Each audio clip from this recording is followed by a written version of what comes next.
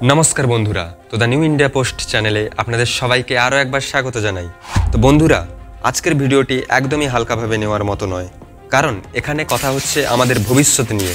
NASA सम्प्रति एमन एकटी ग्रहाणुर अस्तित्व निश्चित करेছে যা आगामी कयेक बछरेर मध्येई पृथिवीर संगे संघर्ष घटाते चलेছে।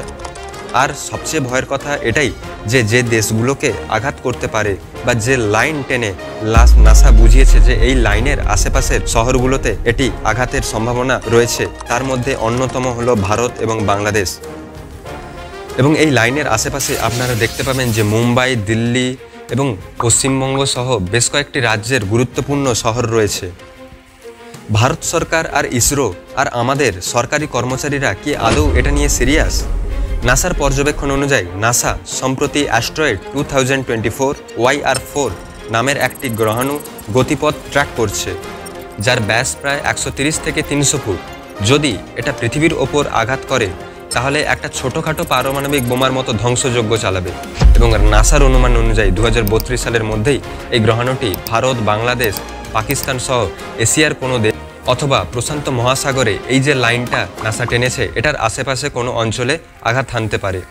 অনুমান করুন এটি যদি ভারতে আঘাত করে তো মুহূর্তের মধ্যেই, যদি মুম্বাইয়ের মতো গুরুত্বপূর্ণ শহরে আঘাত করে তো কি অবস্থা হবে ভারতের ইকোনমির। নাসার কাজ কি? আগেভাগেই সংকেত দেওয়া, সতর্ক করা এবং সমাধান বের করা, যা নাসা খুব ভালোভাবেই করছে। যদিও এটা নিশ্চিত যে এই অ্যাস্ট্রয়েড আমেরিকার কোনো অংশে আঘাত করবে না, তবুও নাসা যথেষ্ট সচেতনতার সাথে কাজ চালাচ্ছে। চীনের মহাকাশ সংস্থাও পিছিয়ে নেই, CNSA এই ব্যাপারে যথেষ্ট কাজ করে চলেছে। তারা ইতিমধ্যেই স্পেস আর্মি গঠন করেছে, অ্যাস্ট্রয়েড ডিফ্লেকশন টেকনোলজি নিয়ে গবেষণা চালাচ্ছে, পরীক্ষামূলকভাবে গ্রহাণুর গতিপথ কিভাবে পরিবর্তন করা যায় তা নিয়েও মিশন চালাচ্ছে। যদিও এটা চীনকে আঘাত করবে না, তাও তারা মানবজাতির রক্ষার জন্য এই কাজ চালাচ্ছে। একটা সময় USA যে দায়িত্ব নিত সেই দায়িত্ব এখন চীনও নিতে চাচ্ছে, কিন্তু এটা ভারতে আঘাত করবে জানার পরেও ইসরো এখনও চুপ। এই ব্যাপারে ইসরো কোনো সাড়া করেনি, এমনকি একটা টুইটও ইসরোর থেকে আসেনি।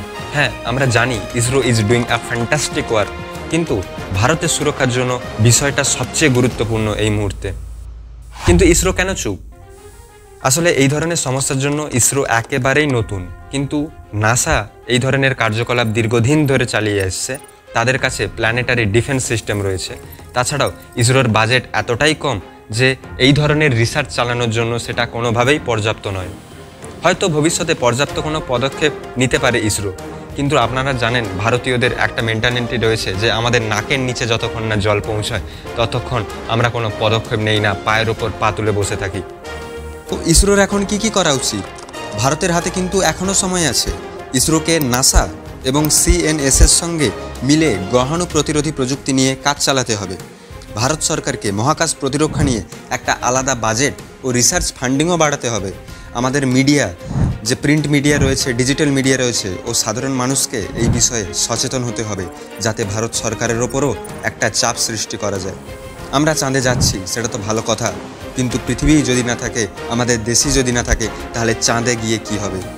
ভারত যদি চায় তবে এখনও এই বিপদ এড়ানো সম্ভব, কিন্তু তার জন্য দরকার সঠিক সময়ে সঠিক সিদ্ধান্ত। না হলে যখন আকাশে আগুনের গোলা নেমে আসবে তখন আমাদের ঘুম কখনোই আর ভাঙবে না। তো ভিডিওটি ভালো লাগলে লাইক, শেয়ার অ্যান্ড সাবস্ক্রাইব করতে ভুলবেন না।